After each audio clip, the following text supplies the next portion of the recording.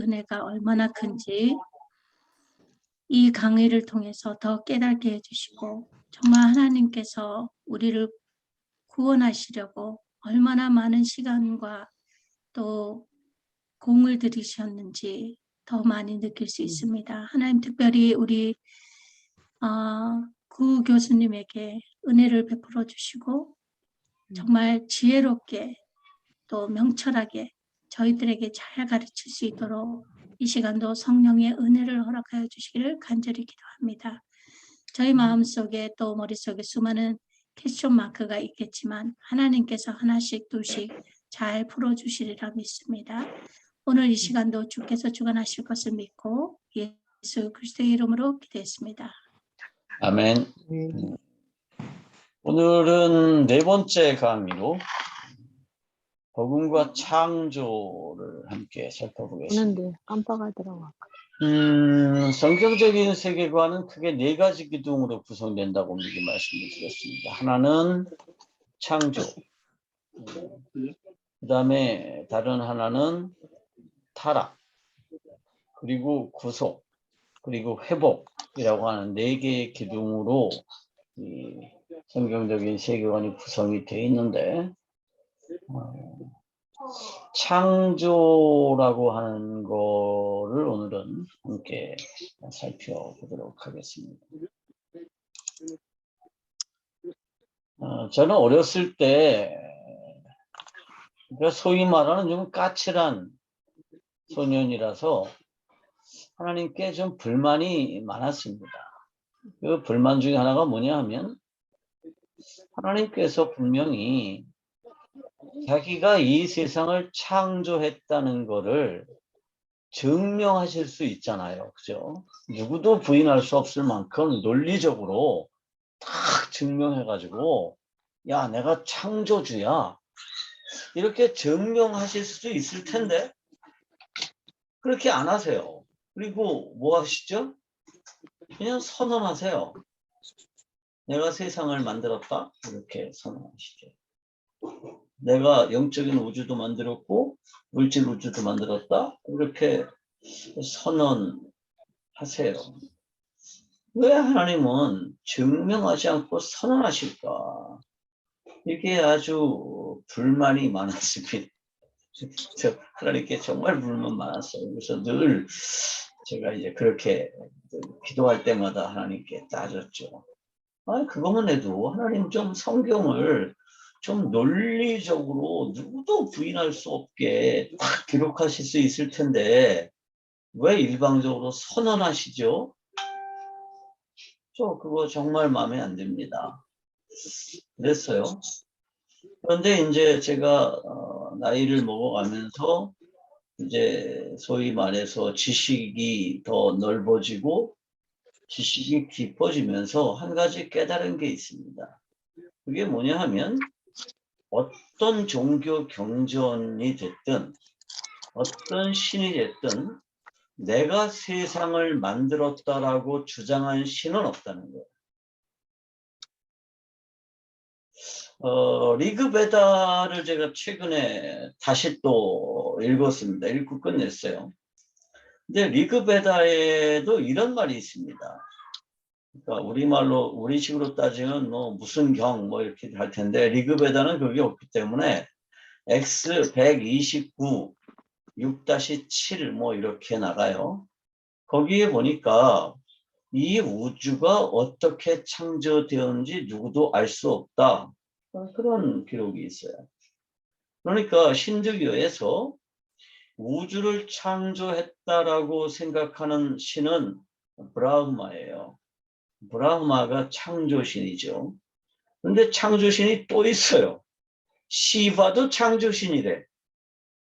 거기다가 비니슈도 창조신이래요. 그래서 누가 창조신인지 모르겠는데 어쨌든 베다를 읽다 보면 그 브라흐마가 창조신이에요. 그 다음에 힌두교 신화에도 보면 브라흐마가 창조신이라고 그러는데, 이 창조신이요, 창조만 해놓고 아무런 권리가 없어. 아무런 힘이 없어요. 인기가 없어.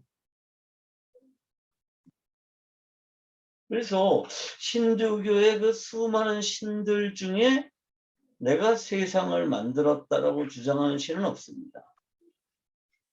그러니까 여기서 말하는 세상을 만들었다라고 하는 거는 아무것도 없는 상태에서 공간을 창조하고 물질을 창조하시고 시간을 창조한 신이라는 뜻이에요.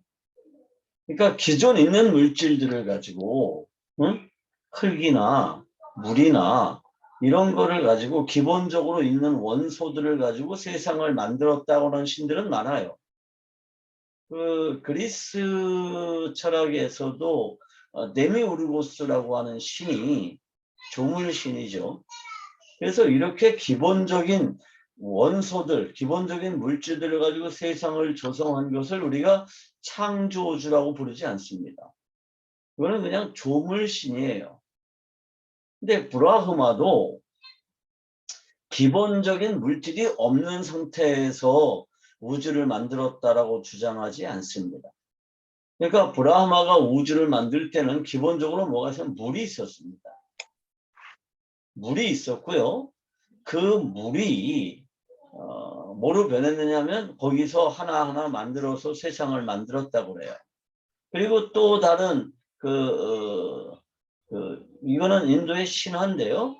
시바라고 하는 신하고 비슌이라고 하는 신이 우유 바다를 이렇게 휘저어서 거기서 거품을 만들고 그 거품에서 모든 만물이 나왔다 이렇게 설명을 합니다.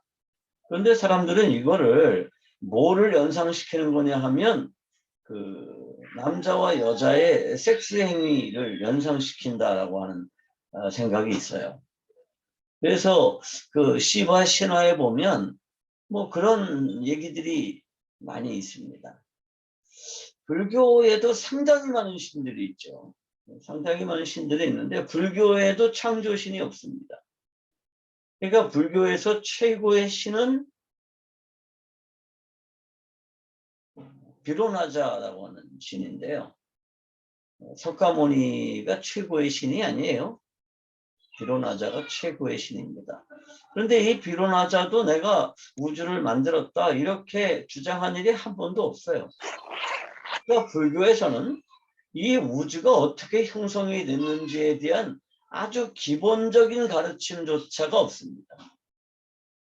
불교의 특징이에요. 또 유교를 우리가 이제 뭐 종교라고 인정을 할 건지 뭐 잘 모르겠지만 유교에서도 이 하늘이라는 사상이 있거든요. 하늘이라는 사상이 있습니다.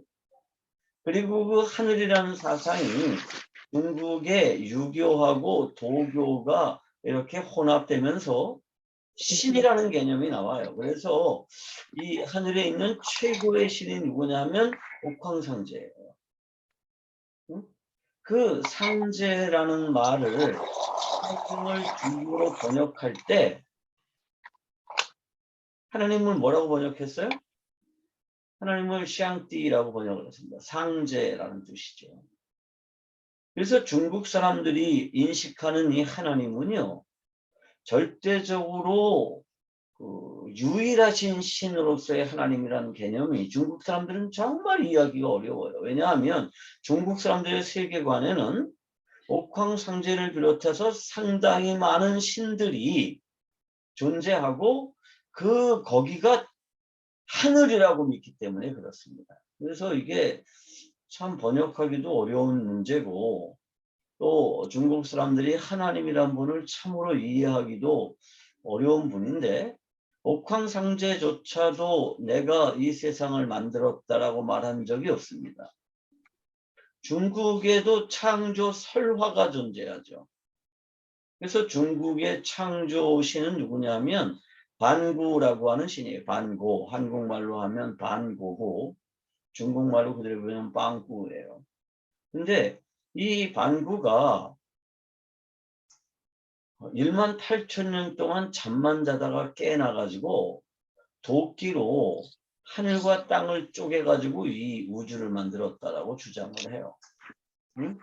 그리고 이제 만물을 만들었는데 반구가 뛰어난 그 음양의 이원론적인 생각을 가지고 세상을 만들었다 이렇게 주장을 합니다. 그래서 그 중국적인 세계관으로는 모든 게 다 이원론적이죠. 어둠과 밝음, 선과 악, 그 다음에 정과 사, 이런 그 이원론적인 그런 개념들을 가지고 있습니다. 그런데 이 반구도 무에서 아무것도 없는 데서 기본적인 원소들을 창조하고 공간을 만들고 물질을 만들고 했다라고는 주장하지 않습니다. 그런데 성경은 아주 유일해요. 제가 볼 때는. 그러니까 제가 유교 경전을 공부했고 불경을 공부했고 그 다음에 신수교 경전들도 지금은 아마 제가 거의 다 읽은 것 같습니다. 번역돼 있는 건 다 읽었어요. 번역돼 있는 거는. 그러니까 베다들도 다 읽었고 우파니샤들도 읽었고 힌두의 그 수많은 신화들도 이제 다 읽었습니다. 그리고 기본적으로 서양 철학을 공부를 했습니다. 그런데 어느 철학이나 어느 종교 경전에서도 내가 세상을 만들었다라고 선언한 신은 오직 하나님 한 분이세요. 그리고 하나님께서 만드신 이 세상을 보면 하나님이 기본적인 어떤 기본 물질을 가지고 기본적인 재료를 가지고 이 세상을 만드신 게 아니라 아무것도 없는 상태에서 공간을 만드시고 물질을 만드셨다라는 거예요. 그리고 시간을 창조하셨어요. 제가 계속 공간을 만드셨다라고 하는 것을 여러분들에게 강조를 하는데 이 공간이 존재한다는 개념은 정말 중요한 개념입니다. 하나님이 하늘과 땅을 나누셨다라고 할 때 거기에 공간이라는 개념이 들어가거든요. 그러니까 성경에 따르면 하나님이 세상을 창조하기 전에 기본적으로 하나님이 물질들을 만드셔서 이 물질들이 막 혼합되어 있는 상태였어요. 그래서 흑암이 깊고 공허하고 뭐 그런 개념이 있단 말이에요. 그러니까 이 아무것도 존재하지 않는 이 공이라는 개념이 공간이 아니에요. 공간은요, 물질과 물질을 나눈다는 개념이에요. 그래서 저하고 강기숙 선교사님 사이에 공간이라는 게 존재하기 때문에 둘이 서로 개체가 될 수 있는 거예요. 만약에 공간이라는 게 존재하지 않으면 허준 목사님하고 저하고를 나눌 수가 없어요.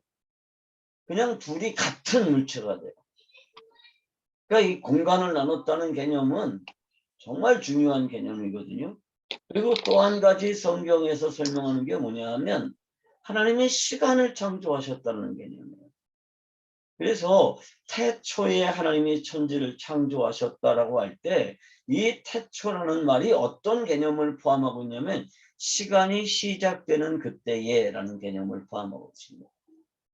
그러니까 물질 우주를 창조하실 때 하나님이 시간을 창조하셨다라고 하는 것이죠. 근데 하나님은 이거를 일목요연하게 논리적으로 설명하시지 않고 선언하세요. 왜 그랬을까요? 이게 너무너무 자명하기 때문입니다. 너무너무 분명하기 때문에 굳이 설명할 필요가 없는 거예요. 여러분이 전자제품이나 이런 걸 사면 자동차를 사거나 그러면 뭐가 같이 따로 나오죠? 매뉴얼이 같이 따로 나옵니다. 그러니까 핸드폰을 스마트폰을 새로 샀을 때 셀폰을 새로 샀을 때 거기에 매뉴얼이 반드시 따로 나오죠. 새 거를 사면 그 매뉴얼에 이 제품은 뭐 아이폰에서 만든 것입니다 라고 하는 것을 증명하기 위해서 어떤 노력도 하지 않죠. 아무런 노력도 하지 않아요. 그냥 이 제품은 아이폰의 제품의 그 남바는 뭐고 제품의 이름은 뭐다. 이거를 설명하죠. 저는 삼성 거를 쓰는데요. 삼성 제품도 이게 삼성 제품이라는 것을 증명하기 위한 어떤 노력도 하지 않아요. 매뉴얼에 이게 삼성 제품이라는 것을 입증하기 위해서 뭔가를 시도한 흔적이 전혀 없죠. 왜 그럴까요? 너무나도 분명하기 때문입니다. 그래서 매뉴얼에서는 삼성 제품을 구입해 주셔서 감사합니다 정도로 선언하죠.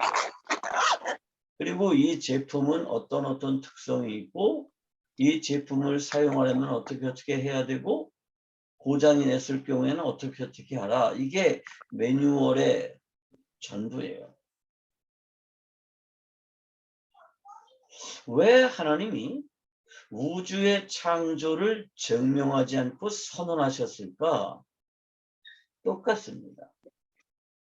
제가 나중에 발견한 게 그거예요. 아, 이게 너무너무 분명하기 때문에 굳이 선언하실 필요가 전혀 없었다는 거예요. 그리고 예를 들어서 내가 세상을 창조했다고 주장하는 어떠한 종교 경전이나 혹은 철학 서적이 있으면 그럼 아마 하나님이 자세하게 증명하시려고 하셨겠죠. 근데 감히 누구도 그런 거짓말은 하지 못해요. 지금도 이 영적인 우주와 물질 우주에 타락한 영적인 존재들이 많잖아요. 자기 자신을 신이라고 주장하는. 그 타락한 영적인 존재들은 근본적으로 거짓말의 영인데 그래도 무슨 거짓말은 못하느냐 하면 자기가 창조주라고 하는 거짓말은 못해요. 물론 영적인 존재 중에 창조주의 자리에 앉아서 만물들에게 존재의 목적을 부여해 주겠다라고 하는 생각을 하고 하나님에게 반역을 저지른 존재들이 있죠. 타락한 천사들이, 그런 천사들이 있습니다. 그 다음에 물질 우주에서도 자기가 하나님의 자리에 앉아서 만물들에게 존재의 목적을 내가 부여해 주겠다는 생각으로 하나님에게 반역을 저지른 존재가 있습니다. 그걸 우리가 아담이라고 이렇게 알고 있습니다. 그런데 창조를 인정한다는 게 왜 중요하냐 하면 하나님이 세상을 만들었느냐 안 만들었느냐가 중요한 게 아니고요. 이 세상이 창조되었다 그러면 뭐가 있느냐 하면 창조 목적이 있다는 겁니다. 그게 아주 중요한 거예요. 하나님이 세상을 만들었느냐 그 자체를 증명하는 게 이 창조의 목적이 아니고요. 창조되어진 모든 것들은 뭐가 있다? 존재 목적이 있다는 겁니다. 그래서 영적인 우주를 하나님이 창조하셨고 물질 우주를 하나님이 창조하셨기 때문에 모든 창조물은 창조주가 부여해주는 존재의 목적을 가지고 존재한다는 거예요. 아무런 존재 목적 없이 그냥 단순히 존재하는 게 아니라 모두가 존재 목적을 가지고 있다는 겁니다. 이게 이제 성경적인 세계관에서 아주 중요한 부분입니다. 하나님이 세상을 만들었어. 그 만든 거를 뭐 우리가 열심히 증명해. 응? 그래서 신학교에서 그거 배우죠. 유신론 증명. 근데 그거 백날 배워봐도 별로 소용이 없어요. 그래서 하나님이 세상을 만들었대. 그래서 어쩔 거야. 근데 하나님이 세상을 만들었다 그러면 이 세상은 존재 목적이 있고 인간도 존재 목적이 있습니다. 그래서 인간이 선한 삶이라는 게 뭐냐 하면 이 존재 목적에 합당하게 사는 삶이죠. 그게 이제 창조론에서 아주 중요한 부분이 되겠습니다. 또 한 가지 우리가 이 창조론에서 알아야 될 것은 그것입니다. 우주가 어떻게 구성이 되어 있느냐예요. 우주가 어떻게 구성이 되어 있느냐. 그러니까 동양 철학이 됐든 서양 철학이 됐든 애초에 이 철학이라고 하는 게 뭐에 대한 관심에서 시작이 됐느냐 하면 이 우주가 어떻게 해서 생성이 됐느냐에 대한 관심으로 시작을 했습니다. 그래서 서양 철학에서는 이오니아 학파를 중심으로 해가지고 아르케가 뭔지를 찾는 이 작업을 뭐 1000년 이상 했어요. 그래서 아르케라는 게 뭐냐 하면 우주의 가장 기본되는 물질, 이거를 이제 찾기 위해서 철학자들이 엄청나게 노력을 했죠. 그래서 탈레스 같은 철학자는 이 우주의 가장 기본적인 이 아르케는 물이다 이렇게 주장했고요. 또 헤라클레스 같은 그 철학자는 아니야, 이 세상의 가장 기본적인 아르케는 불이야 이랬고요. 거기서 조금 더 들어가서 아낙시만드로스 같은 사람은 이 세상의 기본적인 아르케는 원자야 뭐 이렇게까지 갔어요. 그런데 소크라테스라고 하는 정말 천재적인 철학자가 태어났죠. 그리고 이제 소크라테스가 내세운 그 철학적인 명제가 뭐냐면, 야, 아르케를 찾아서 뭐 할 거냐? 응? 아르케가 뭔지를 알면 뭐 우리 삶이 달라지겠어? 이런 질문을 내던졌습니다. 그리고 이제 소크라테스부터 철학의 관심이 뭘로 갔냐 하면 인간으로 왔습니다. 그래서 인간이 뭐냐를 연구하기 시작했죠. 그래서 소크라테스가 내세웠던 가장 유명한 명제가 뭐냐면 너 자신을 알라는 것입니다. 그러니까 우리가 그냥 농담 삼아서 소크라테스가 너 자신을 알라라고 하는 말이 무슨 네 주제 파악을 좀 해라 뭐 그렇게 우리가 인용을 하지만 사실은 소크라테스 철학은 그런 정도의 가벼움이 아니에요. 뭐냐면 인간이라는 게 뭐냐? 응? 인간이 존재하면서 인간은 무엇을 목표로 살아야 되느냐? 이런 것들이 우리의 관심이 되어야 된다는 겁니다. 그래서 소크라테스 이후에 서양 철학은 어디로 갔냐 하면 인간 중심주의로 갔습니다. 동양 철학도 마찬가지예요. 동양 철학도요. 처음에 이제 공자 이전, 공자 이후로 철학을 나눌 수 있는데 이 두 개가 다 뭐에 대한 관심이냐 하면 우주론에 관심이 있었습니다.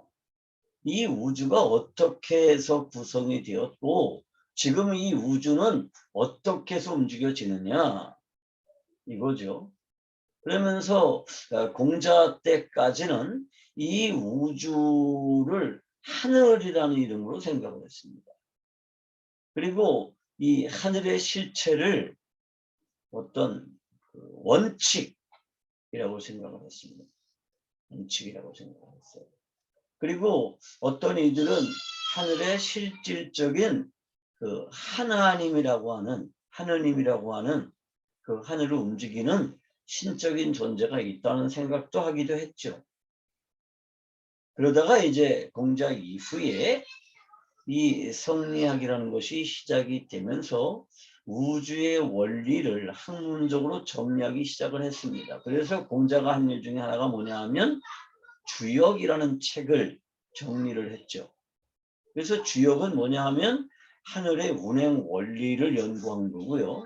그 하늘의 운행 원리에 따라서 인간이 어떻게 살면 하늘의 운행 원리에 맞춰서 사느냐를 설명한 책이 그게 주역입니다. 또 오늘날 주역을 뭐 점치는 책이라고만 인식을 하는데 물론 그런 역할을 전혀 하지 않는다라고는 말하지 못하겠지만 이 주역은요 우주의 운행 원리를 설명한 책이에요. 그리고 이게 이제 송나라 후기로 오면서 주희라는 사람이 거대한 철학으로 정리를 했죠. 그게 이제 성리학입니다. 그래서 이 성리학에서는 우주가 어떻게 존재하느냐? 이와 기로 존재한다는 거예요. 응? 그래서 우주가 존재하는 원칙은 이고 우주가 운행하는 원칙은 기다. 이걸 가지고 이제 굉장한 철학적인 논쟁이 있었고 이 성리학이 가장 고도로 발달한 나라가 어디냐면 한국이에요. 조선시대에 그 성리학의 대가들이 나왔죠. 퇴계 이황, 응? 그 다음에 기대성, 남명조식, 그 다음에 또 송시열, 우암 송시열. 이런 그 성리학의 대단한 학자들이 나오면서 이게 이제 그 교조가 됐단 말이에요. 그래서 성리학이라는 학문이 일종의 종교적인 경지로까지 이렇게 올라가게 됐습니다. 어쨌든 중요한 거는 인간들이 애초에 가지고 있었던 이 관점이 뭐냐 하면 이 우주가 어떻게 해서 형성이 됐느냐, 하늘이라는 건 어떻게 존재하느냐, 이런 것들에 대한 관심이었습니다. 근데 성경은 이거를 정말 한 절로 설명을 해요. 우주가 어떻게 형성이 됐고 우주는 지금 어떻게 관리되고 있는지를 한 절로 설명하거든요. 그거를 한 절로 설명한 게 골로새서 1장 16절입니다. 여기 제가 골로새 1장 16절을 써놨는데요. 같이 한번 읽어볼까요? 만물이 그에게서 창조되되 하늘과 땅에서 보이는 것들과 보이지 않는 것들과 혹은 왕권들이나 주권들이나 통치자들이나 권세들이나 만물이 다 그로 말미암고 그를 위하여 창조되었고 라고 되어 있습니다. 이 본문에 따르면 우주는 두 가지 종류의 우주가 존재한다는 겁니다. 첫째는 뭐죠? 눈에 보이지 않는 우주입니다. 하늘과 땅, 보이는 것들과 보이지 않는 것들을 대비시키는데요. 우주는 첫째, 눈에 보이지 않는 우주가 있습니다. 그리고 눈에 보이는 우주가 있습니다. Unvisible world와 visible world가 존재한다는 거예요. 그러니까 동양 철학이나 서양 철학에서도요, 이원론적인 생각을 가지고 이승과 저승을 나누는 경향이 있어요. 근데 이게 어디서 나왔냐면 하나님의 가르침을 희미하게 인용한 거죠. 근데 성경은 분명하게 그렇게 말합니다. 그러면 눈에 보이지 않는 우주는 뭐냐? 눈에 보이는 우주는 뭐냐? 먼저 눈에 보이는 우주를 이해하면 보이지 않는 우주를 이해할 수 있습니다. 눈에 보이는 우주는 뭘로 만들어졌느냐 하면 공간과 물질과 시간으로 만들어졌습니다. 그래서 눈에 보여요. 뭐가 있기 때문에? 공간이 있고 물질이 있기 때문입니다. 그래서 공간이라는 것이 존재하기 때문에 빛이 존재할 여유가 있고요. 그래서 만물이 그 빛을 반사해서 사람들 눈에 보이는 거죠. 그리고 이 물질 우주, 눈에 보이는 우주는 뭐가 존재하느냐면 시간이 존재합니다. 시간이 존재하고 동시에 뭐가 필요하냐? 에너지가 필요한 거죠. 그러면 눈에 보이지 않는 우주는 어떤 우주냐? 거기는 물질 우주와 전혀 달라요. 첫째, 거기는 뭐가 없느냐? 공간이 없습니다. 물질이 없어요. 시간이 존재하지 않습니다. 뿐만 아니라 에너지도 필요 없는 우주죠. 그 우주를 우리가 영적인 우주라고 불러요. 그 영적인 우주에는 영적인 존재들이 살죠. 영적인 존재들이 살고 있습니다.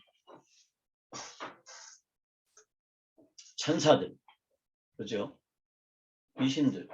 이거는 분명히 존재하지만 눈에 보이지는 않죠. 존재하는 건 분명해. 성경이 그렇게 말하니까. 그리고 거기에서 왕권, 주권, 통치, 권세 이것들은 뭐예요? 그곳을 통치하는 어떤 파워들이거든요. 그러니까 영적인 우주가 그냥 기들이 막 흩어져 있는 상태가 아니라 분명한 계층을 가지고 있다는 거예요. 질서를 가지고 있는데 눈에 보이지는 않아요. 그리고 물질 우주도 역시 뭐가 있어요? 무질서한 게 아니라 하나님이 질서를 부여하셨습니다. 이건 조금 뒤에 다시 제가 설명을 할 겁니다. 질서를 부여하셨어요. 그리고 이 물질 우주는 시간 에너지와 공간 에너지를 필요로 합니다. 그래서 공간 에너지라고 하는 것과 시간 에너지는 에너지라고 하는 말로 우리가 이해할 수 있습니다. 자, 이번에 제가 인도를 가는데 인도를 가려면 두 가지 에너지를 막대하게 써야 되죠. 첫째 뭘 쓰죠? 공간 에너지를 씁니다.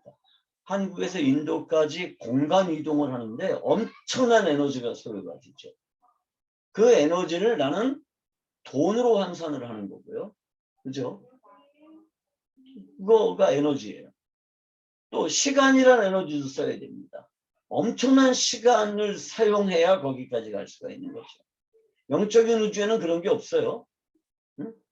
공간이 필요 없기 때문에 뭐 에너지라는 개념이 없어요. 그런데 여기서 우리가 또 한 가지 알 수 있는 게 뭐예요?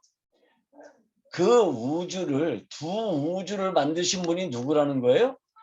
그라는 존재입니다. 여기서 말하는 그가 누굴까요? 하나님이십니다. 또 그 두 우주가 존재하는 이유도 뭐예요? 그를 위해서 창조하셨다라고 설명합니다. 이게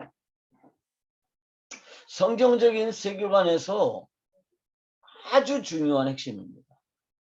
영적인 우주가 존재하고 물질적인 우주가 존재하는데 이 영적인 우주와 물질적인 우주를 하나님이 창조하셨고 영적인 우주와 물질적인 우주는 다 하나님을 위해서 존재한다. 여기서 하나님을 위해서 존재한다는 게 뭐냐 하면 이 두 우주가 하나님의 시중을 들기 위해서 존재한다는 개념이 아니에요. 이 두 우주는 창조주가 부여한 존재 목적에 따라서 존재한다는 거예요. 사실 우리가 이렇게 사람들에게 우주론을 설명할 수 있으면 다 아마 하나님을 인정할 것 같아요. 그죠?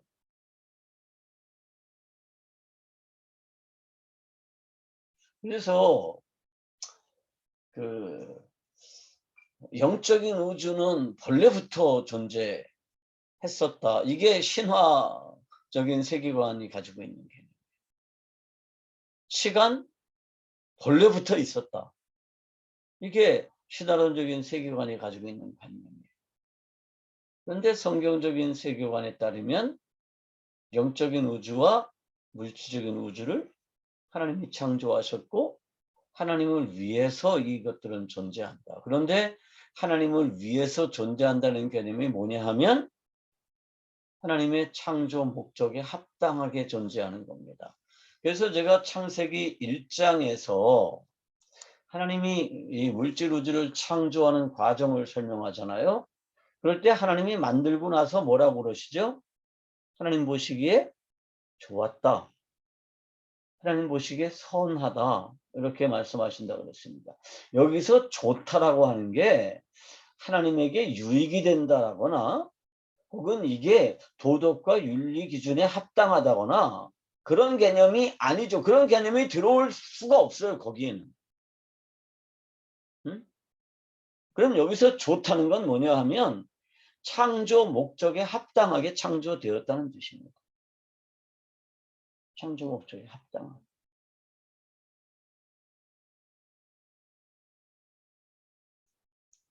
그래서 두 우주는 모두 존재 목적을 하나님이 이제 정하셨다는 거죠.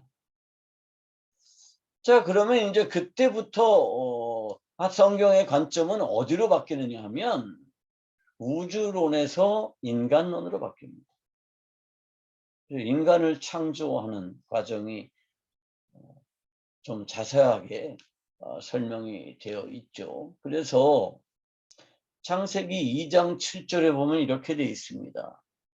여호와 하나님이 땅의 흙으로 사람을 지으시고 생기를 그 코에 불어넣으시니 사람이 생명이 되니라. 이렇게 기록하고 있습니다.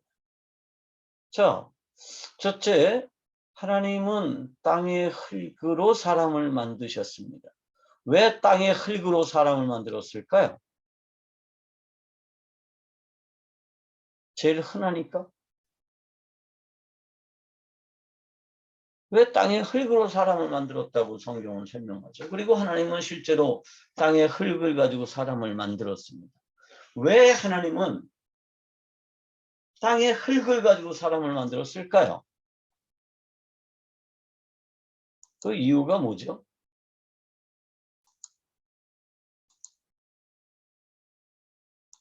자, 그 음소거들을 해제하시고 좀 질문할 땐 답변을 좀 해야 강의가 좀 재밌죠. 왜 하나님이 인간을 흙으로 만드셨을까요?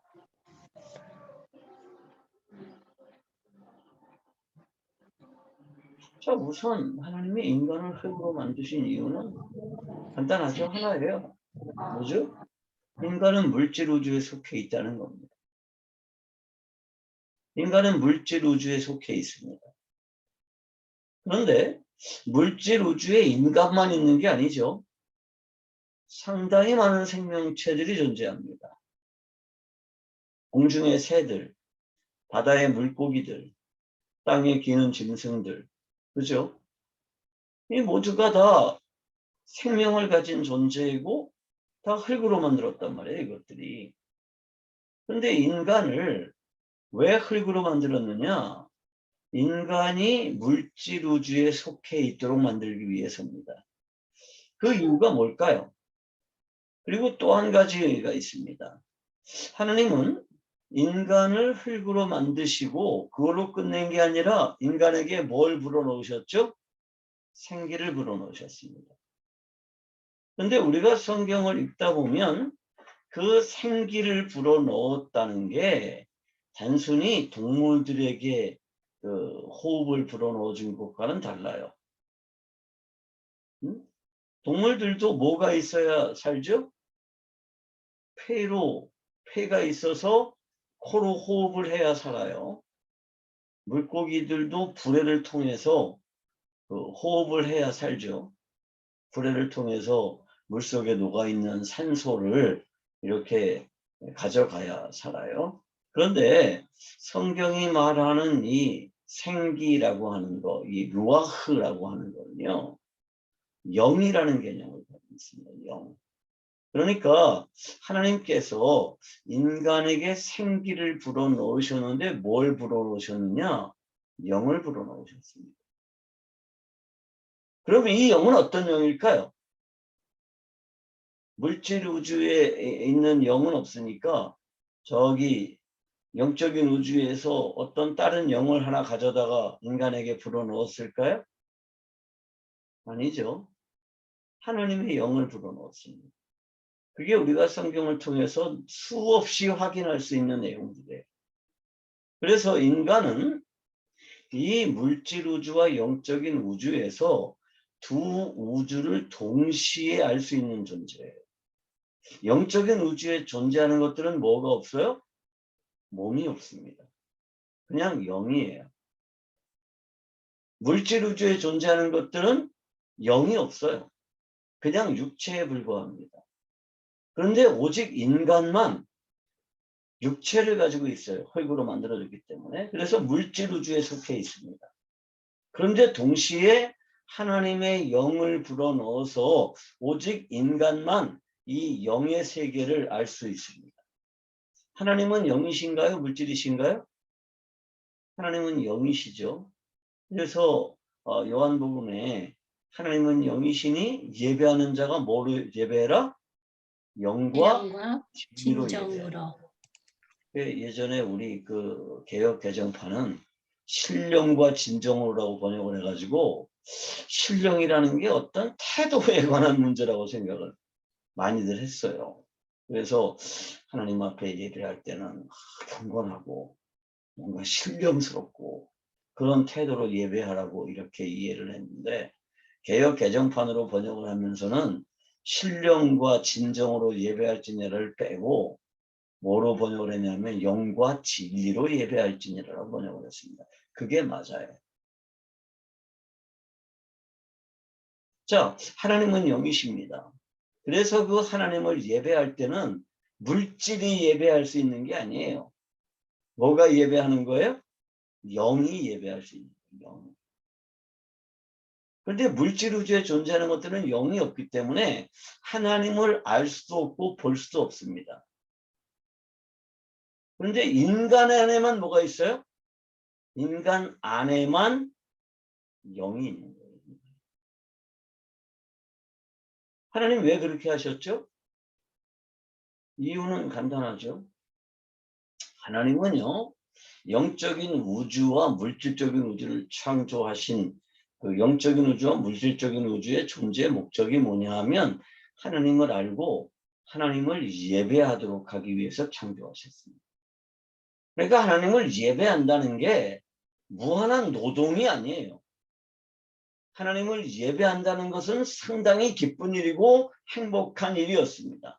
영적인 우주에 존재하는 천사들은 하나님을 알 수 있고 하나님을 예배하는데 아무런 문제가 없었어요. 그런데 물질 우주에 존재하는 것들은 생명체들은 육체이기 때문에 물질이기 때문에 영이신 하나님을 이해할 수 없었습니다.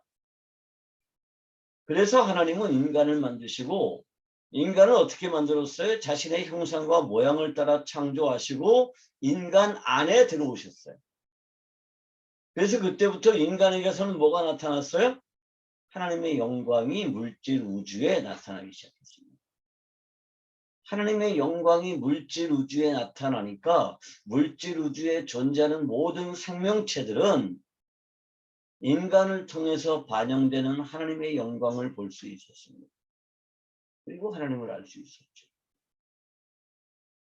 그게 인간의 존재 목적입니다. 그래서 오직 인간만 두 가지 특징이 있어요. 다른 생명체들은 다 종대로 창조하셨습니다. 종류대로. 그런데 인간은 누구를 본따서 창조하셨다고요?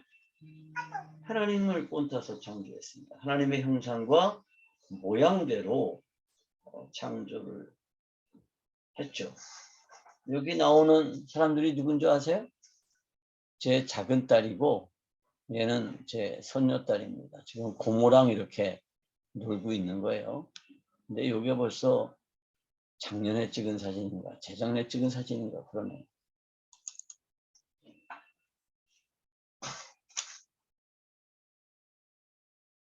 그래서 하나님은 인간을 이렇게 독특하게 창조했죠. 왜 인간이 위대한가요? 인간이 지식이 있어서 지혜가 있어서 위대한가요? 아니에요.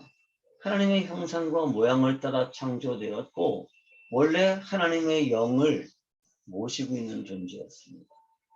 그러다 보니까 이 지구에 있는 모든 생명체들은 인간에게 복종했죠. 왜 복종했어요? 인간이 위대해서가 아니고요. 인간 안에 하나님의 영이 존재하고 있었기 때문에 인간에게서 드러나는 하나님의 영광을 보면서 이제 인간에게 복종했죠. 그리고 그런 인간이 어떻게 해서 하나님에게 반역을 일으켰느냐 하는 거를 제가 반역과 복음에서 설명을 드렸습니다. 자, 그러면 이제 다시 창조론으로 좀 더 시각을 넓혀 보겠습니다. 이건 일종의 우주론인데요.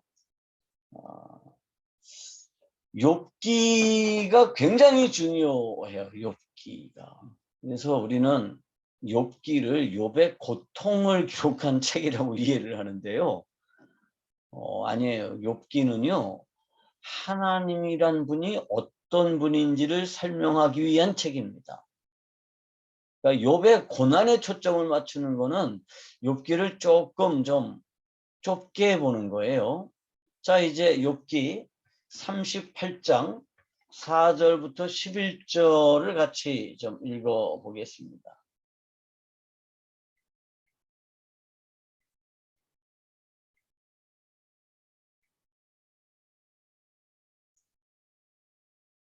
자, 누가 찾으셨으면 한번 읽어 주십시오.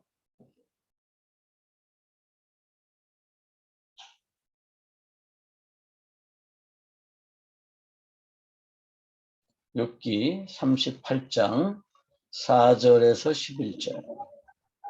내가 땅에 기초를 놓을 때에 내가 어디 있었느냐?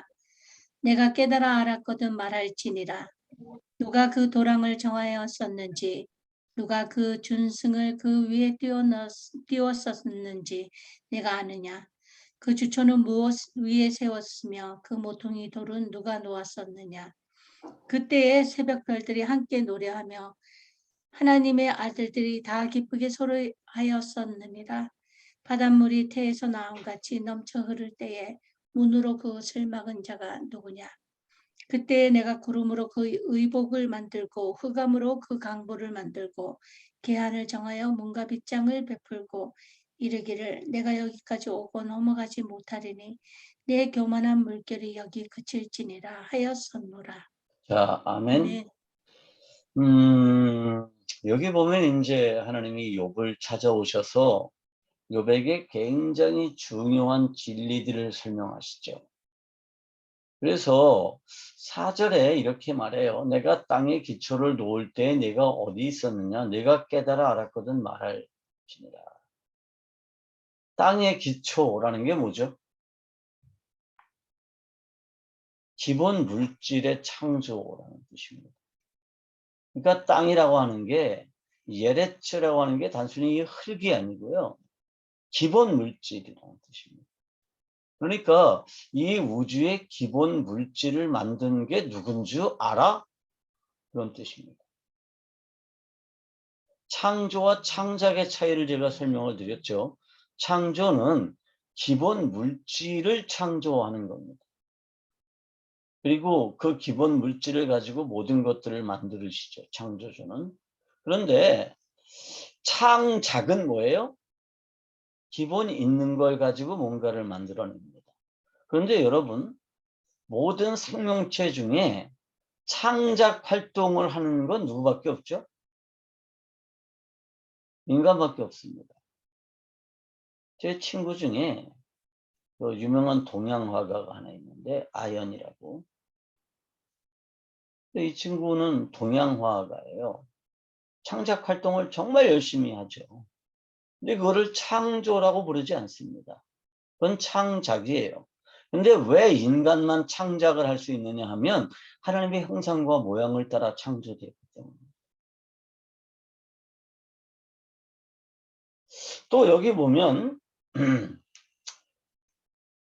우주의 법칙에 대해서 말씀하시죠. 누가 그 도량을 정하였는지, 누가 그 준승을 그 위에 띄웠는지 네가 아느냐? 그 주초는 무엇 위에 세웠으며 그 모퉁이 돌은 누가 놓았느냐? 다시 말하면 이 우주의 법칙을 정한 분이 누구냐? 그 우주의 법칙에 따라서 운행되도록 한 게 뭐죠? 그게 중력입니다. 그래서 모든 그 물질들은 중력을 가지죠. 그래서 특히 그 우주는 다 중력을 가지고 있고 그 중력에 따라서 움직여집니다. 그런데 그 중력을 누가 만들어줬느냐는 거예요. 누가 그 중력을 부여해 줬냐는 거예요. 태양의 중력은 누가 정해줬고, 목성의 중력은 누가 정해줬고, 지구의 중력은 누가 정해줬느냐? 이 중력이 우연히 생겨난 게 아니라 누가 정해줬다는 거죠. 누가 정해줬어요? 하나님께서 정하셨다는 거예요. 그거 지금 요셉에게 설명을 하는 거죠. 항성과 행성의 운항 법칙을 누가 만들었냐고 묻는 장면이 38장 31절에서 33절까지가 나옵니다. 제가 읽겠습니다. 물이 돌같이 내가 묘성을 메어 떨기 되게 하겠느냐? 삼성의 띠를 풀겠느냐? 여기서 말하는 묘성이 뭐죠? 전갈자리인가 뭐 그렇게 되고요. 내가 12궁성을 때를 따라 이끌어내겠느냐?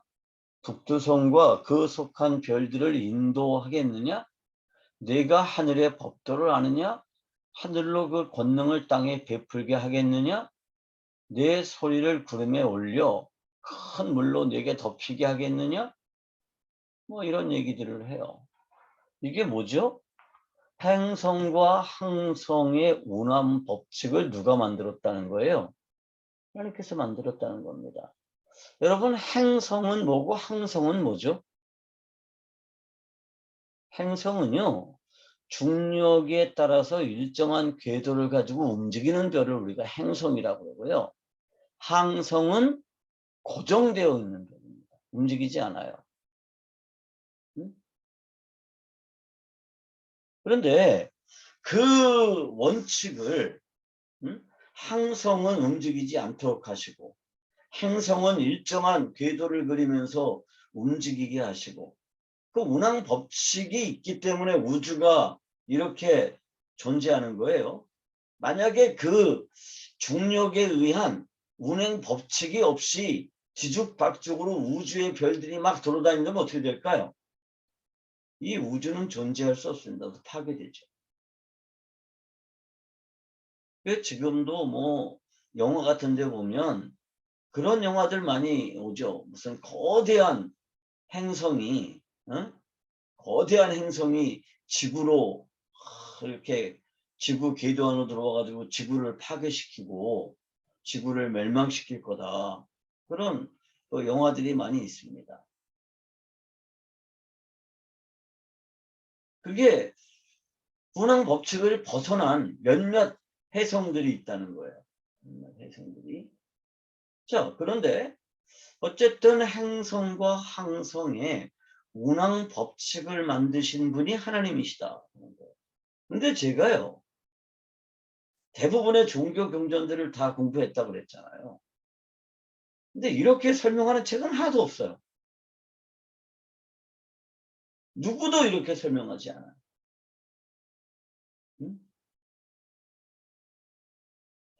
38장 25절에서 30절에 보면 이제 관점이 지구로 좁혀져요. 지구로. 그러면서 38장 25절에서 30절 한번 볼까요? 누가 폭우를 위하여 길을 내었으며 우레의 번갯길을 내었으며 사람 없는 광야에 비를 내리고 황무하고 공허한 토지를 축축하게 하고 연한 풀이 나게 하였느냐? 비가 아비가 있느냐? 이슬방울은 누가 낳았느냐? 얼음은 네 태에서 났느냐? 공중의 소리는 누가 낳았느냐? 물이 돌같이 굳어지고 해면이 어느니라. 이거는 이제 관념이 어디로 오냐면 지구로 오는 거예요. 비가 어떻게 해서 내리느냐? 비가 어떻게 해서 내리느냐? 우리는 과학 시간에 다 배웠죠. 수증기가 대기권으로 올라가면서 거기는 차가우니까 얼음이 됐다가 무거워지면 다시 땅으로 쏟아져 내려오면서 얼음이 녹고 비가 되어서 내린다는 사실을 우리는 과학 시간에 배워요. 그런데 욥기가 성경 중에 제일 먼저 기록된 책이죠. 그거 아시나요? 욥기는 창세기보다 훨씬 한 1000년 전 앞에 기록된 책입니다. 그래서 욥기가 제일 오래된 책인데 이미 창세기가 기록되기 몇백 년 전 혹은 몇천 년 전에 기록된 욥기에 이러한 것들이 설명되어 있다는 거예요. 우리가 그 설명을 이해를 못하고 있었을 뿐인 거죠. 자, 이제 생물로 가보면 또 이렇게 돼 있습니다. 그러니까 그 모든 그 DNA를 누가 만들었는지 아느냐, 이런 질문을 하시죠. 누가 DNA를 만들었느냐. DNA를. 6기 39장으로 한번 가서 볼까요? 거기 보면 생물들 얘기가 나옵니다. 그래서 뭐 산염소 새끼 치는 거, 그다음에 뭐 그 들나귀 뭐 얘기하는 거, 그다음에 그 타조, 뭐 들소 뭐 이런 거 얘기해요. 그러면서 여기서 하시고 싶은 얘기는 뭐냐 하면, 잠깐요. 지금 현재 중단됐습니까? 아니요, 아니요? 계속하고 있는데요. 예, 예. 그러니까 산염소가 산염소, 살아있는 염소가 아니라 마운틴, 산에 있는 그 염소가 새끼 치는 거 본 일 있니 너? 이렇게 질문하시죠. 너 타조가 어떻게 알랐는 줄 알아? 타조는 새치고는 굉장히 큰 새인데 타조도 알 낳죠. 근데 타조는 알을 어떻게 하죠? 타조는요, 알을 사막에 낳고요. 그냥 버려요. 돌보지 않습니다. 그러면 그 사막의 모래가 뜨겁잖아요. 그 모래가 알을 덮여서 그 깨어나게 해요. 응? 근데 너 타조 봤지 너 그런 거? 응? 들나귀 이거 봤지? 뭐 이런 얘기들을 쭉 하세요. 그러면서 거기서 뭘 얘기를 하는 거냐 하면 그 모든 짐승들의 독특한 점, 새끼 낳는 방법, 뭐 이렇게 운동하는 방법, 움직이는 방법, 이 모든 것들이 애초부터 누가 정해줬다는 거예요? 하나님이 그런 DNA를 주셨다는 거예요. 이게 6기 39장 1절부터 30절까지 있는 내용입니다. 여러분 한번 제가 지금은 여기서 시간이 없어서 다 읽지 않겠지만 읽어보세요. 그러면 제가 한 얘기가 이해가 될 겁니다. 그래서 그 DNA는요 진화하지 않는다. DNA가 진화하진 않아요. 그런데 뭐가 있느냐 하면 환경에 따라서 형태가 바뀌긴 하죠. 환경에 따라서. 그러니까 저 깊은 동굴 속에 있는 물에서 물고기가 살죠. 근데 그 동굴 깊은데 존재하는 물고기는 뭐가 없죠? 눈이 없습니다. 거기는 빛이라는 게 존재하지 않기 때문에 눈이 필요하지가 않아요. 그래서 물고기에 눈이 없어요. 박쥐도요. 동굴 속에 사는 박쥐는요. 시력이 극히 나빠요. 그 대신 뭐가 발달하죠? 그 레이더의 능력이 아주 발달합니다. 전파를 쏴대고 전파를 받아들이는 능력이. 그러니까 그거를 우리가 진화라고 부르진 않아요. 그러니까 진화는 뭐냐면 종의 진화거든요. 종의 진화. 그러니까 진화론자들에 따르면 애초에 이 지구에 뭐가 존재했다는 거예요? 아주 우연히 정말 몇 천만 분의 1의 확률로 박테리아가 생겨났다는 거예요. 박테리아가 생겼어요. 근데 박테리아 하나 가지고는 생명체가 될 수가 없어요. 그런데 정말 우연히 몇백만 개의 박테리아가 모여서 세포가 됐대요. 그리고 정말 우연히 세포가 일정한 규칙으로 배열이 되고 결합이 됐어요. 우리가 이거를 뭐라고 그러냐면 DNA라고 그래요. 응? 그리고 거기서 우연히 생명체가 생겨났다고 이렇게 주장을 하고요. 그 생명체에서 계속 진화해가지고 인간도 만들어지고 호랑이도 만들어지고 그랬다는 거예요. 그런데 이제 이 진화론자들이 주장하는 것 중에 이런 게 있죠. 원숭이가 인간이 되었다. 이거는 진화론자들이 주장하는 게 아니에요. 원숭이는 인간이 될 수 없습니다. 그러니까 진화론자들은 뭐를 얘기하느냐 하면 유인원과 인간의 공통조상이 있었다는 거예요. 아주 옛날에 이게 이제 진화를 계속하면서 그거를 우리가 피테칸트로푸스라고 그래요. 그러니까 이게 라틴어인데요. 피테라고 하는 거는 공통의 뭐 그런 뜻이고요. 그 다음에 안트로포프가 사람이거든요. 안트로포스가. 그러니까 피테칸트로푸스 그러면 유인원과 인간의 공통조상이 있었는데 거기에서 하나는 유인원으로 진화를 하고 하나는 인간으로 진화를 했다는 거예요. 그러면 이거를 입증하려면 뭘 찾아야 돼요? 그 피테칸트로푸스를 찾아야 되는 거예요. 그래가지고 이게요 1800년대부터 정말 이 피테칸트로푸스를 찾기 위한 그 과학계의 노력이 아주 엄청났습니다. 그래서 자바 원인도 뭐 찾았다 그러고 뭐 북경 원인도 찾았다 그러고 뭐 찾았다고 난리가 났어요. 그래서 제가 자바 섬에는 가보지 못했는데요. 그 자바 원인도 나중에 보니까 그게 조작이었다는 게 밝혀졌어요.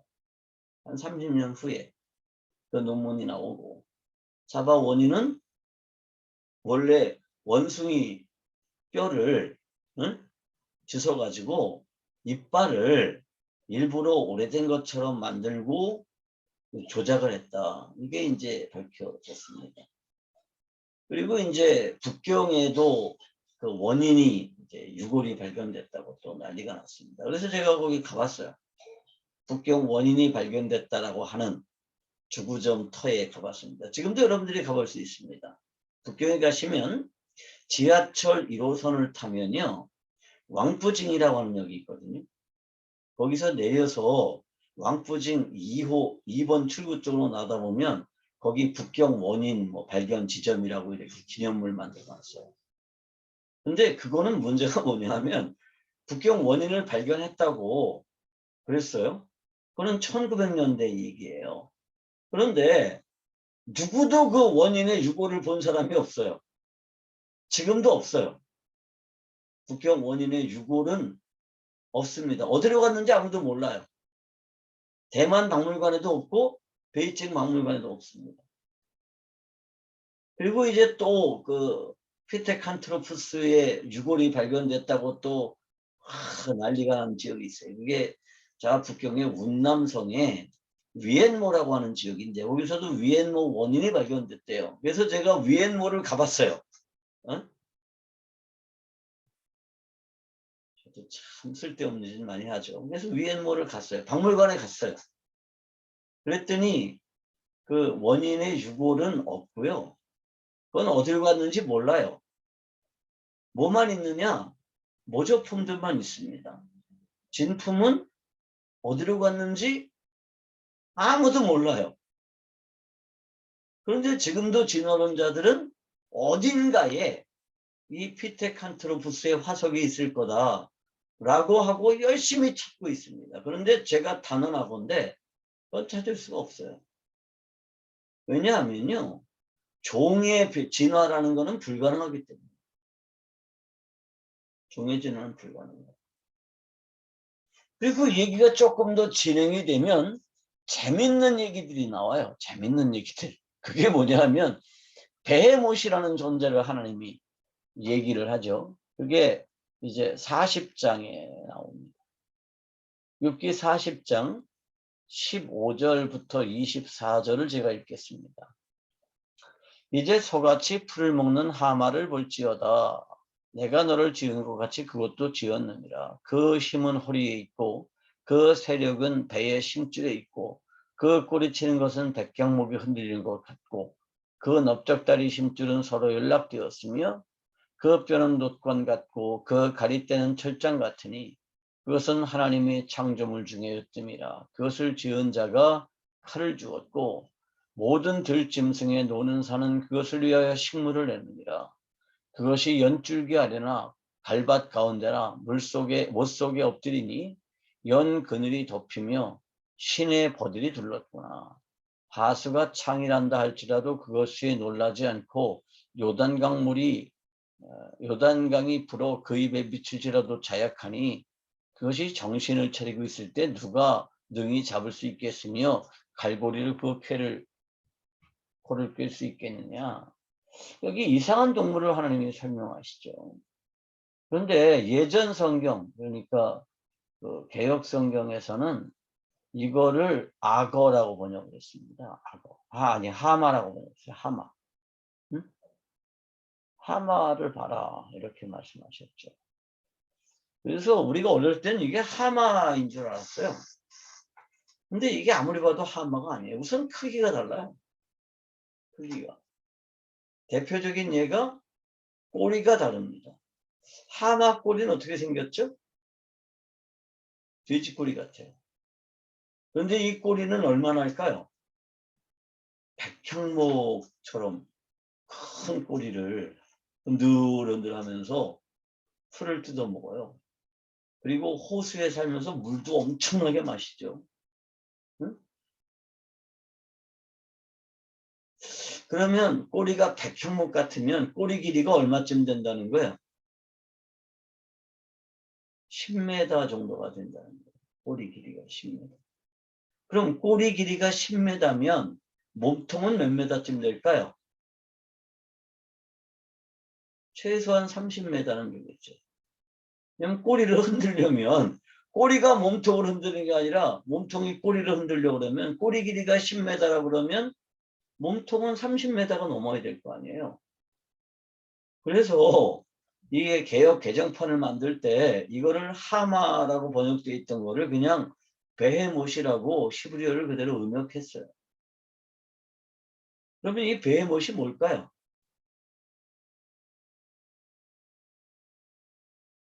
하마는 어림도 없어요. 뭘까요? 상상력을 한번 발휘해 보시죠.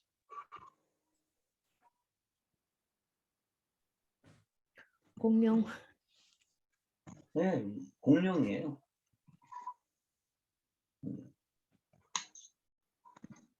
우리가 공룡이라고 이해하면 금방 이해가 돼요. 공룡이라고 이해. 그 다음에 또 재밌는 동물을 하나님이 설명하시죠. 그게 41장에 나옵니다. 41장의 1절부터 21절까지 보면 재밌는 동물이 하나 이렇게 등장을 하는데 그 개역 한글에서는 악어라고 번역을 했습니다. 그런데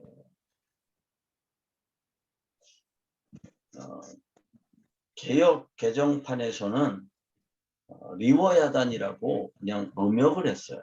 왜 그랬냐면 이게 아무리 봐도 이게 악어가 아니에요. 악어가 아니에요. 자, 15절 한번 볼까요? 이 체구가요. 그의 즐비한 비늘은 그의 자랑이로다. 튼튼하게 봉이 나듯이 닫혀 있구나. 그것들이 서로 달라붙어 있어 바람이 그 사이로 지나지 못하는구나. 그랬습니다. 우선 이게 비늘이 있어요. 그러면 악어는 비늘이 있나요? 없나요? 악어는 통과적으로 되어 있습니다. 비늘이 아니에요. 또 18절에 보면 그것이 재채기를 한즉 빛을 발하고 그것의 눈은 새벽의 눈꺼풀 빛 같으며 그랬습니다. 악어의 눈은 어떻죠? 까만색입니다.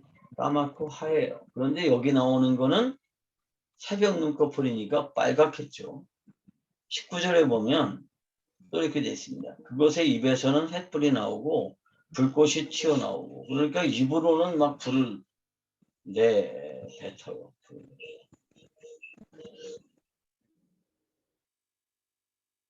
이거 뭘까요? 또 이거 보면요. 이렇게 돼 있습니다. 5절에 보면 5절에 내가 어찌 그것을 새를 가지고 놀듯 하겠으며 내 여종들을 위하여 그것들 메어두겠느냐 그런 말이 있습니다. 그러니까 새를 가지고 논다라고 비유한 걸 보면 아마 공중에 날 수 있었던 것 같기도 해요. 그죠? 이게 뭘까요? 공중에 막 날아다니고 어떤 해석에 보니까 용으로 표현이 되어 있더라고요. 용이에요, 용. 드래곤. 하나님이 지금 공룡도 소개하고 용도 소개를 해요. 응? 그런데 욥이 너 그거 알잖아. 너 그거 봤잖아. 하나님이 그렇게 설명하는데 욥이 그게 뭔 얘기예요? 나 본 적도 없어요. 그러나요? 아니에요. 하나님이 그렇게 설명하는데 욥이 다 알아먹었어요.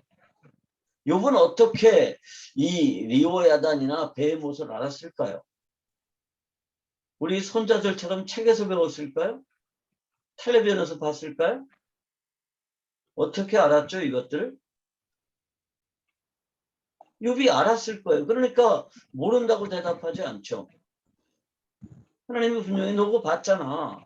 그리고 설명하시는데 욥이 무슨 말씀하세요? 난 전혀 본 적도 없어요. 그렇게 말하지 않고 그냥 고개를 끄덕끄덕 했단 말이에요. 그럼 욥은 어떻게 알았을까 이것들을? 욥이 살고 있던 시대가 어느 때인지 예. 아주 고대의 근동 지방이지 않았을까라는 생각을 해봅니다. 그러면 욥이 뭐 쥐락이나 이때쯤 살았나요? 그러니까 지금 진화론자들이 세상을 나눌 때 이 세상은요 캄브리아기가 있었고요. 그래서 그때 생명체들이 폭발했다고 그러죠. 그 다음에 고생대기가 있었고요. 중생대가 있었고요. 백악기가 있었고요. 쥐라기가 있었다고 그래요. 응? 근데 그때까지 인간은 아직 나타나지 않았다. 이렇게 설명을 하거든요. 근데 요셉은 이것들을 알았어요. 무슨 얘기일까요? 요셉이 그것들과 같은 시대를 살았다는 겁니다. 그러니까 지구가 몇백억 년이 됐느니 이 얘기는 뻥일 가능성이 굉장히 큽니다.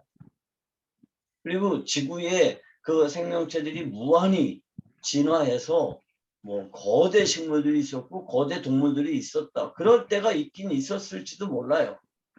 그런데 그게 그렇게 오래전 얘기가 아닐 수 있다는 거예요. 왜냐하면 욥이 이것들을 알았어요. 그리고 최근에 이제 창조과학학회나 이런 데서 밝혀낸 바에 의하면 그게 고고학적 자료로도 충분히 입증이 된다는 거예요. 왜냐하면 인간의 발자국 위로 공룡의 발자국이 찍힌 화석들이 많이 발견되거든요. 또 공룡의 발자국 위에 찍힌 인간의 발자국, 물론 신발을 신지 않은 발자국이에요. 그런 화석들이 지금도 많이 발견되고 있습니다. 그런데 사람들은 쥐라기와 백악기에는 공룡들이 세상을 지배했고 인간은 아직 나타나지 않았다. 이 말을 대부분의 사람들이 과학적인 진리로 수납해요. 그러니까 텔레비전에서 늘 이런 얘기 나오잖아요.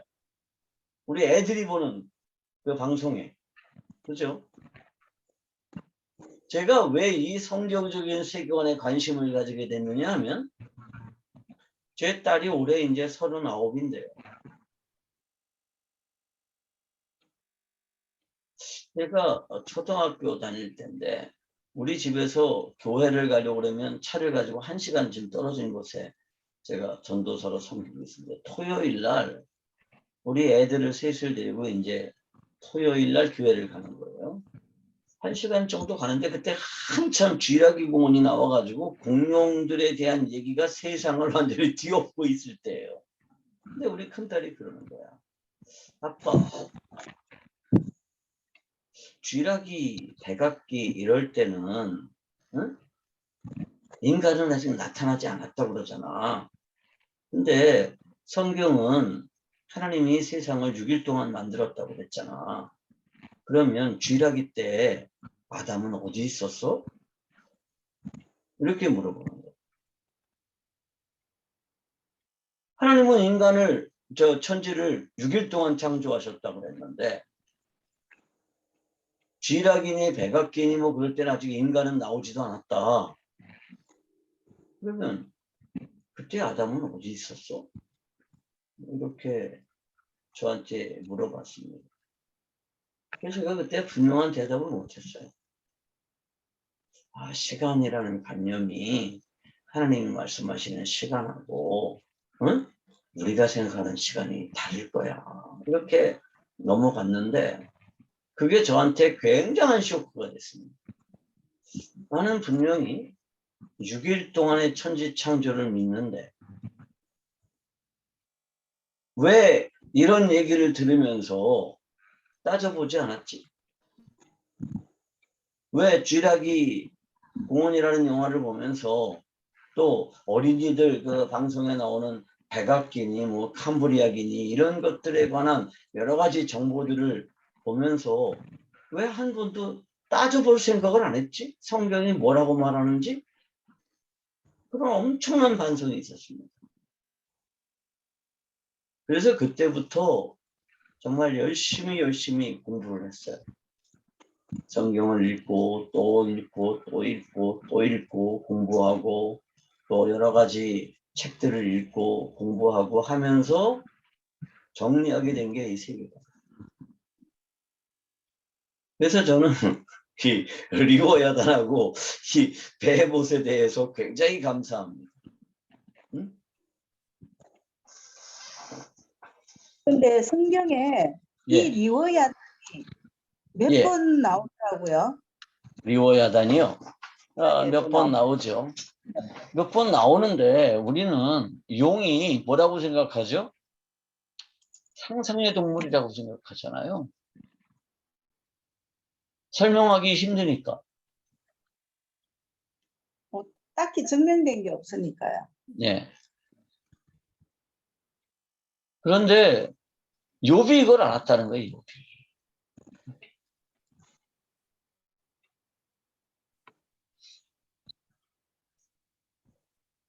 그래서 창조를 우리가 참으로 인정한다고 그러면 이제 중요한 게 이겁니다. 그러면 창조된 모든 것들은 존재의 목적을 가지게 되는데 나는 도대체 왜 존재하느냐. 이게 이제 창조론의 결론 부분을 가야 됩니다. 우리가 우리 그 주변 사람들에게, 우리 학생들에게, 우리 교회에서 창조론이 정답이야. 여기까지는 가르치죠. 여기까지는. 근데 그거는 별로 중요한 게 아니에요.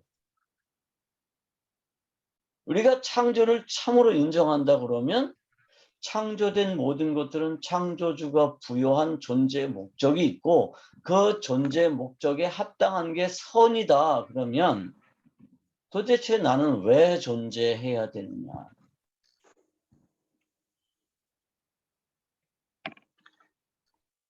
제가 제 얘기를 조금 할게요.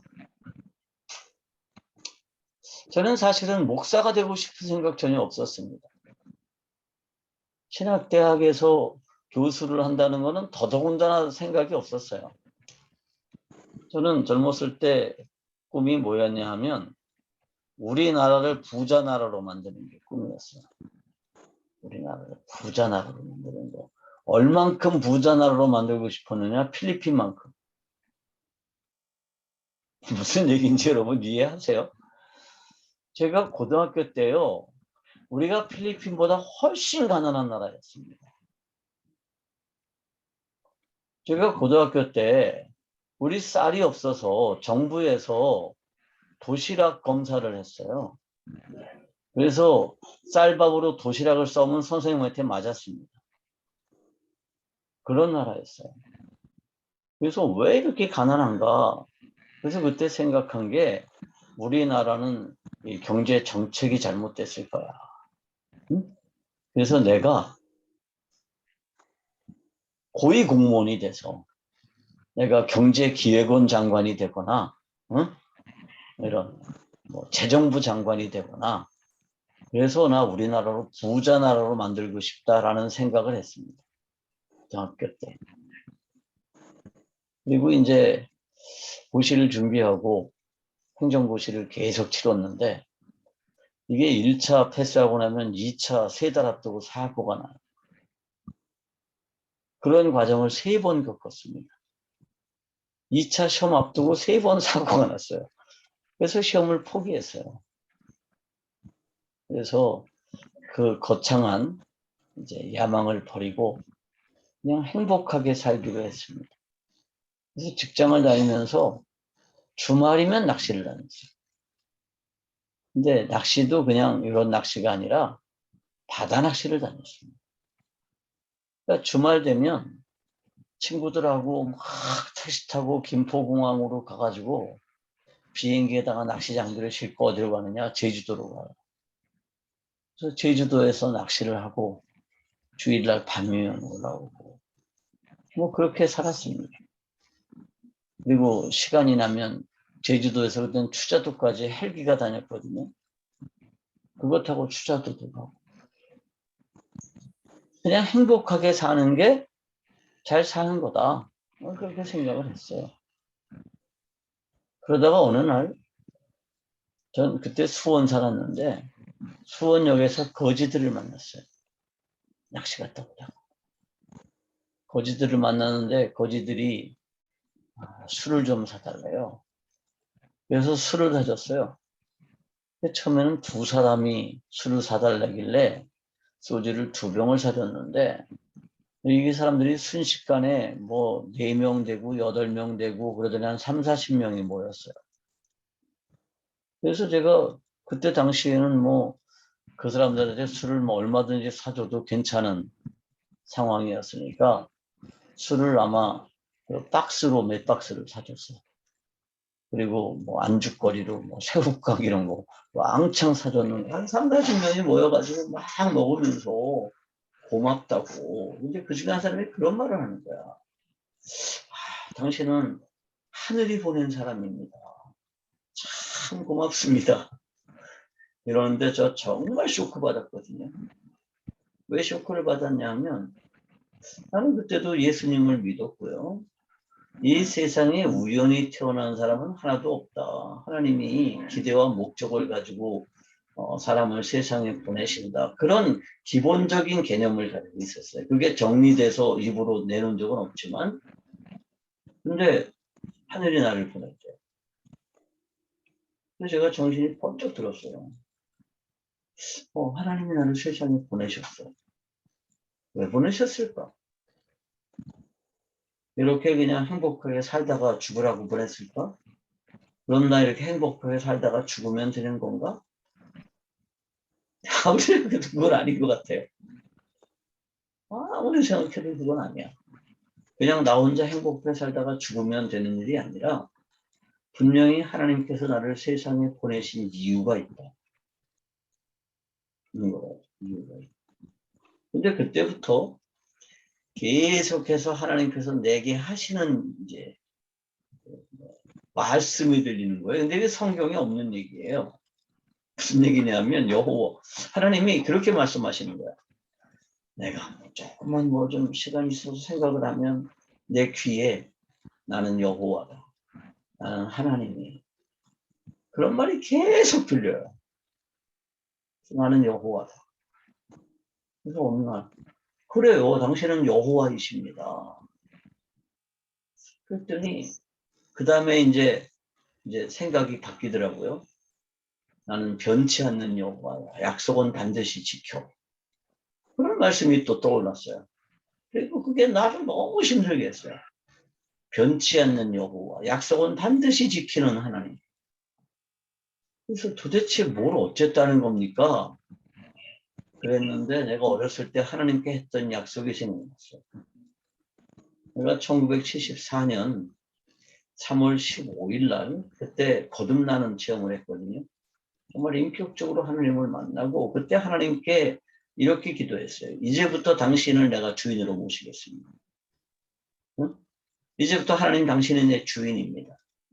시키면 시키는 대로 하겠습니다. 목사가 되라 그러면 목사할 거고 선교사 되라면 선교사 할 겁니다. 그때가 이제 고등학교 2학년으로 막 올라간 첫 달이에요. 그렇게 약속을 했죠, 하나님께. 근데 고등학교 3학년 때쯤 되니까 이 세상에 남자가 하지 말아야 될 일이 목사예요.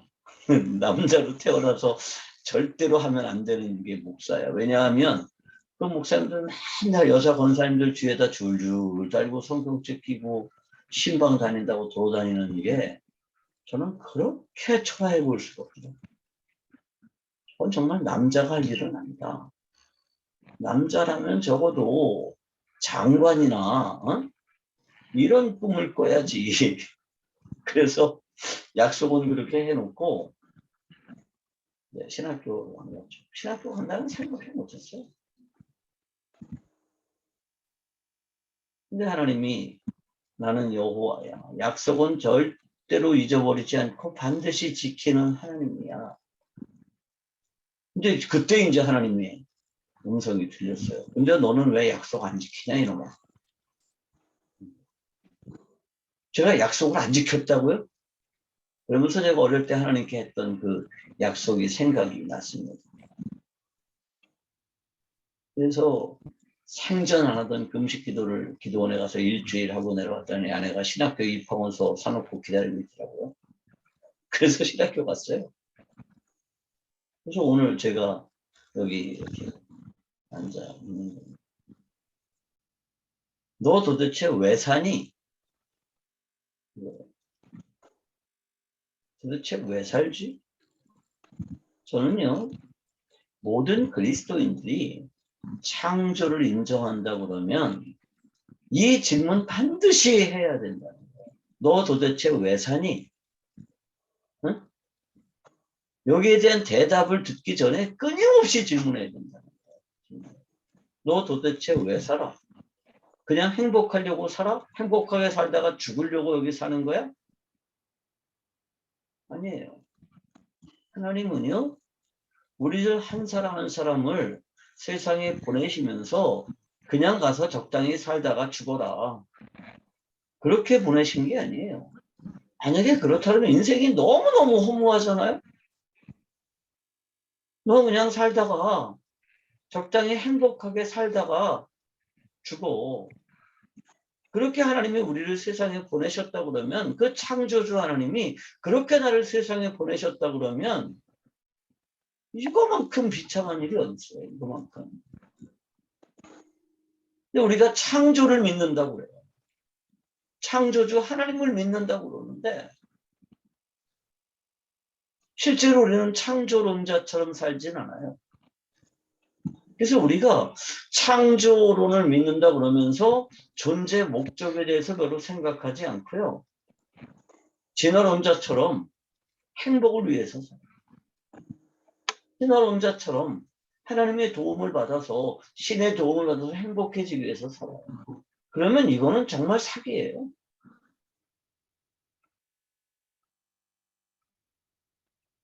저는 목사님들이요. 행복하게 하는 삶에 대해서만 설교하는 거는 이거는 이방 종교와 다를 게 전혀 없다고 믿습니다.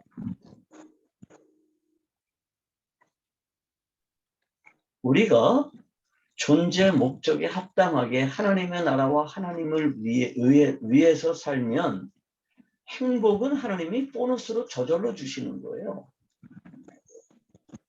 근데 우리는 하나님의 나라와 하나님의 의에 관심이 없어요. 다시 말하면 내가 존재하는 이유에 대해서는 별로 관심이 없는 거죠.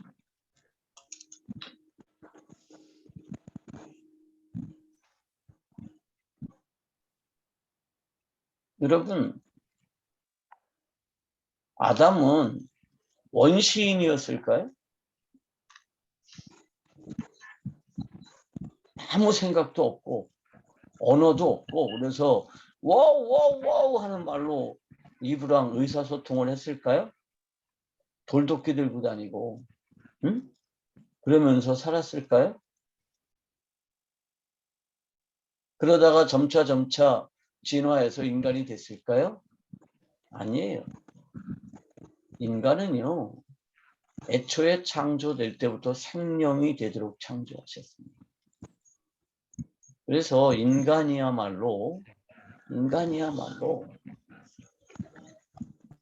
영적인 세상을 알고 물질적인 세상을 알고 비록 타락했지만 하나님에 대한 희미한 기억들을 가지고 있어요.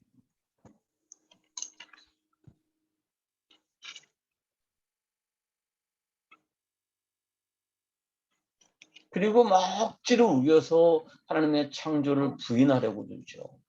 억지로 우겨서. 그런데 우리는 하나님의 창조를 인정합니다. 그러면 뭐 해야 되느냐? 내 존재 목적에 대해서 관심을 가져야 돼요. 우리 성도들이나 우리 자녀들이나 우리 학생들에게 정말 심어줘야 되는 게 이거예요. 무슨 창조를 뭐 논리적으로 증명하고 필요하죠. 해야 됩니다. 그런데 우리가 창조를 정말 믿게 됐다면 뭐가 필요하냐? 존재 목적에 합당한 삶이 필요해요.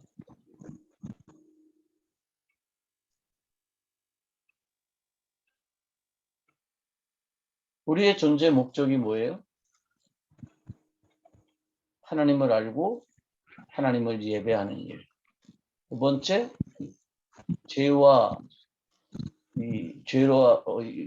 완전히 오염돼 버린 이 우주에 하나님의 나라를 회복하는 일에 참여하는 일. 그게 우리의 존재 목적이지. 여기 모여있는 선교사님들은 모두 다 하나님의 나라를 세우는 일에 전적으로 헌신해서 조국과 문화가 다른, 언어가 다른 나라에 가서 섬기고 계시죠. 근데 우리가 늘 뭐를 생각해야 되냐 하면 하나님이 나를 여기 왜 보내셨나 이거 생각해야 됩니다. 그리고 정말 하나님의 영광을 드러내기 위해서 살아야 되는 거죠. 내 안에 하나님이 계시잖아요. 그래서 현지민들이 저 선교사님에게서는 빛이 나 하나님의 영광이 빛나 이게 돼야 된다는 거예요. 물론 그러기 위해서는 우리가 정말 영적으로 성숙해야 되겠죠. 이 구원과 영적인 성숙이라고 하는 것이 몇 과에 있나? 여기 이 강의의 한 과정으로 포함되어 있습니다. 오늘은 여기까지 강의를 하고 마치도록 하겠습니다. 제가 기도하고 그 다음에 질문 받는 시간을 가지도록 하겠습니다. 기도하겠습니다. 하나님 아버지 감사합니다. 오늘 우리가 하나님의 창조와 복음에 대해서 함께 나누었는데 하나님 우리가 창조를 지식으로만 알지 않게 하시고 창조를 이론으로만 알지 않게 하시고 또 창조를 믿는다라고 하지만 그 창조가 내게 지식으로 믿어지는 것이 아니라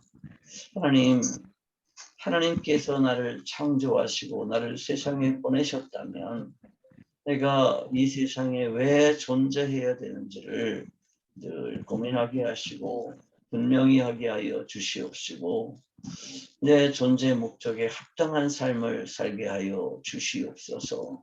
내가 생각하는 거나 말하는 거나 사람을 대하는 거나 돈을 버는 거나 돈을 대하는 모든 태도에서 하나님의 모습이 나타나게 하여 주시옵시고 내가 하는 모든 행동들이 하나님에게 예배가 되는 그런 행동이 되게 하여 주시옵소서. 감사합니다. 우리 주 예수 그리스도의 이름으로 기도하옵나이다. 아멘. 네. 감사합니다. 감사합니다. 감사합니다. 예. 질문 있으면 질문 받도록 하겠습니다.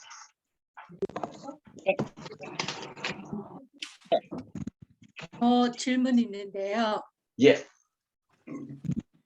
지금 뭐 리워 야단에 대해서 얘기하고 또 네, 뭐. 창세기에 뱀에 대해서 얘기할 때에 하나님이 뱀을 저주하시면서 너는 배로 땅으로 기어다니면서 살리라 그랬잖아요. 예. 근데 그렇다면 뱀이 예전부터 땅을 그렇게 배로 기어다니는 동물이 아니라 날아다니거나 아니면 뛰어다니거나 그거는 아닐 수 그렇지 있습니다. 않을까? 예, 그러니까 그 마귀를 설명할 때 이렇게 설명하죠. 마귀라고도 하고 뱀, 곧 용이라고도 불리는 존재라고. 그래서 리워야단이라고도 하잖아요. 그러니까 그 마귀는 영이니까 육체가 없잖아요. 그래서 이 세상에 등장할 때는 반드시 육체를 빌려서 등장해요. 육체를 네. 빌려서. 그런데 에덴 동산에서 이 마귀가 그 아담과 이브에게 나타났을 때는 뱀의 모습으로 나타난 거죠. 그리고 하나님은 마귀를 심판하실 때 이거를 우리가 소위 말하는 문학적인 표현이라고 불러요. 그러니까 뱀을 저주하신 것처럼 설명을 하지 마귀를 저주하신 것처럼 설명하지 않아요. 그러니까 마귀가 저주를 받았다라고 하는 것은 성경에서 극히 몇 군데 되지 않습니다. 극히 몇 군데 되지 않아요. 나중에 우리가 그 타락과 심판에 대해서 공부할 때 마귀가 받은 심판에 대해서 공부를 하게 되겠지만 사실은 교수님 예, 녹음 중지하시고 그다음 얘기하셔도 좋을 것 녹음 같아요. 지금 중지가 안 됐나? 네. 그랬네요.